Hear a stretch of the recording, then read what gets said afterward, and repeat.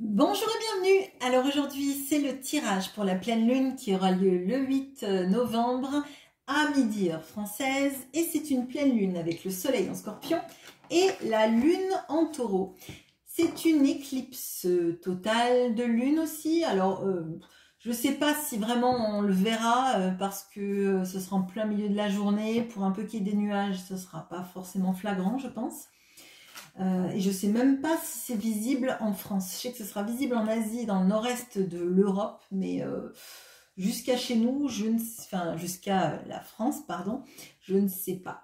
C'est donc une pleine lune qui va être en éclipse totale de lune. Donc le soleil va mettre un coup de projecteur sur toutes les parties cachées, sur tout ce qui est caché normalement dans l'ombre de la nuit. Et ça va être intéressant parce que ça va vous donner des indices et des conscientisations sur diverses situations de votre vie. Alors, ça peut être une situation amoureuse, ça peut être une situation professionnelle, des relations avec des gens. Ça va vous donner des indices et ça va être des éclaircissements. En fait, ce qui est caché ne sera plus caché.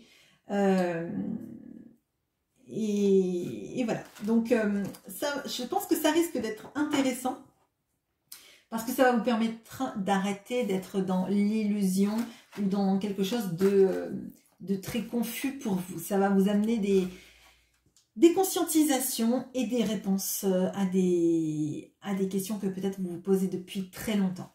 Allez, on va regarder avec ce tirage.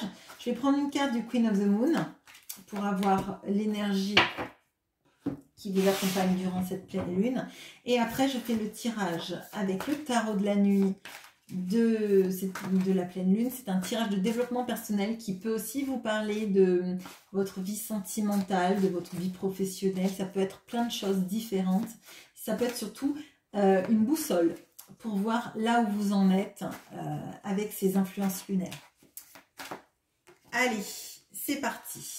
Alors, ce que vous êtes, ce qui vous gêne, ce que vous aimez chez vous, ce que vous n'aimez pas chez vous, votre talent, votre tentation, votre quête et votre ange gardien actuel. Alors quand je dis ange gardien, ça peut être vraiment un ange gardien, ça peut être quelqu'un qui est décédé qui veille sur vous, ça peut être un guide, ça peut être aussi une énergie sans la cité qui est celle de votre foi ou de vos croyances.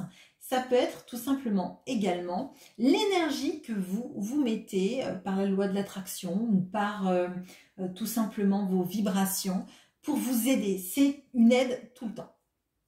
Allez, on regarde. Alors, on a la lune de la récolte avec la fructification et le numéro 37.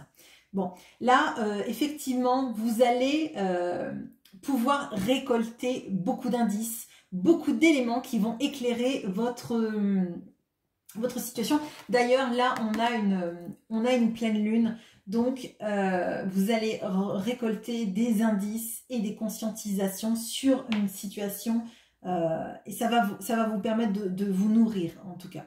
De vous nourrir dans votre volonté de comprendre, clairement.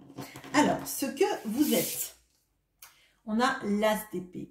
Alors, ce que vous êtes, c'est être en quête de compréhension. Là, avec l'as d'épée, on a envie d'avoir cette vérité, qu'elle soit agréable ou qu'elle ne soit pas agréable. Ce que vous voulez, c'est comprendre, savoir, avoir cette éclaircie, vraiment. Là, ça va être extrêmement propice, en tout cas, si vous êtes dans cette énergie-là, il y a beaucoup de choses qui vont se débloquer, peut-être même en rêve dans les quelques jours qui précèdent et qui suivent ce 8 novembre, et c'est pour ça d'ailleurs que je publie le 7 novembre que je vais publier le 7 novembre cette vidéo, c'est parce que ces énergies, elles sont toujours, elles tournent autour du moment où il y a la pleine lune. On a quelques jours avant, quelques jours après, et potentiellement les nuits qui précèdent, vous avez des rêves qui sont impactants parce que vous pouvez avoir des réponses. Il y a des gens, par exemple, qui ont des messages de la personne qu'elles aiment pendant les rêves. Il y a des personnes qui arrivent à avoir des éclairs de créativité dans les rêves. Aussi, pareil, dans le travail, des fois, vous avez des idées de génie dans les rêves. Enfin, voilà. Ce qui vous gêne, on a la reine de Pentacle. Alors, on voit cette reine de Pentacle, elle a une clé dans la main et on a l'impression qu'en fait, elle ne sait pas où elle va aller, cette clé. Moi, j'ai l'impression là qu'il y a des questions par rapport à l'abondance. Comment faire pour aller vers cette abondance? Alors peut-être des personnes qui ont envie de comprendre comment avoir une vie peut-être un peu plus épanouissante. Alors ça peut être épanouissant d'un point de vue d'avoir un peu plus de rentrée d'argent, que votre business, que votre entreprise, que votre projet aboutisse et marche bien, sans savoir trop comment, par quel levier y aller. C'est dans ces énergies-là que l'ASDP va vous aider. Parce que clairement, on a des conscientisations qui arrivent pour vous donner peut-être des idées de génie pour développer votre projet, développer vos envies, vous donner des éclairs de peut-être de créativité, de nouveaux projets, de nouvelles façons d'aller dans votre professionnel, tout simplement. On peut aussi avoir cette notion de vouloir être dans une vie un peu plus stable et de se poser des questions sur comment rendre cette vie stable. Alors, si c'est pas financier, ça peut être aussi dans des projets peut-être amoureux avec quelqu'un dont on ne sait pas si cette personne, elle va être stable avec nous, si elle veut s'engager, et là, vous allez découvrir des choses. Peut-être que cette personne va vous en parler, va vous parler peut-être de ses craintes, de ses envies, de ses projets, et voir si ça matche avec ce que vous voulez. Là, on peut avoir tout ce genre d'énergie sur la stabilité, l'envie de savoir, de se projeter et d'attirer l'abondance, hein, clairement, d'attirer la future récolte. Ce que vous aimez chez vous, on a la lune. Alors, ce que vous aimez quand même, c'est vous reconnecter à votre intuition, laisser vibrer un petit peu ces parts de mystère qui vibrent en vous et de savoir que vous êtes connecté à ça. Potentiellement, effectivement, c'est ce que je vous disais, que pendant les rêves, soyez attentifs à vos rêves, peut-être dormez à côté d'un petit cahier pour noter vos idées,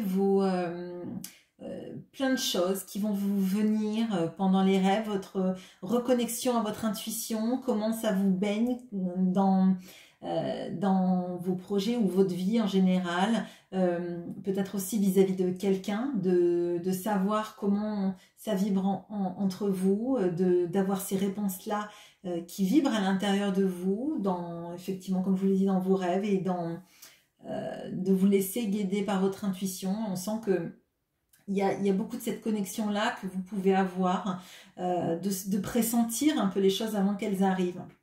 Ce que vous n'aimez pas chez vous. Alors, on a le 3 de denier. Alors, ce que vous n'aimez peut-être pas trop chez vous, c'est que parfois, dans certaines situations, vous êtes obligé de collaborer avec des gens qui ne vibrent pas forcément sur les mêmes énergies que vous.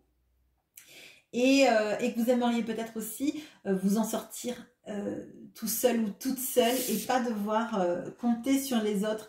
Là, on a quand même des énergies peut-être plus je veux essayer de m'en sortir par moi-même, je vais y arriver par moi-même, et la collaboration, ça va bien quand les gens sont alignés avec ce que vous voulez et que vous êtes alignés aussi avec ce qu'ils veulent.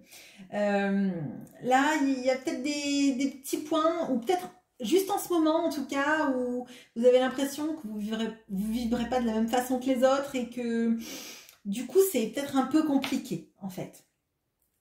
Votre talent. Alors, on a le mat. Alors, votre talent, c'est de partir sur votre chemin, c'est de recommencer des choses, d'avoir des nouveaux projets, des nouvelles idées. On voit qu'il y a beaucoup d'envie de renouveau. Là, actuellement, moi, ce que je ressens, c'est que vous avez envie de beaucoup de choses, de moins vous prendre la tête, mais de laisser fructifier et de laisser germer tout ce qui est nouvelles idées, nouveaux départs, nouvelles envies, de vous laisser un peu porter par le courant. Et vous avez l'impression que du coup, quand vous vous laissez quand vous vous laissez emporter par le courant, vous avez comme un lâcher-prise qui est agréable et qui vous permet d'y voir plus clair, de voir sans vous prendre la tête, sans que le mental en fait vous harasse en fait. Vous avez envie hein, de cette conscientisation, mais vous n'avez pas envie que ça vous bride en fait. Là, on sent plutôt de se reconnecter à ses émotions, de se reconnecter à un lâcher-prise. Je pense que vous en avez peut-être besoin en fait. Vous n'avez pas besoin de quelque chose de trop carré en ce moment, en tout cas.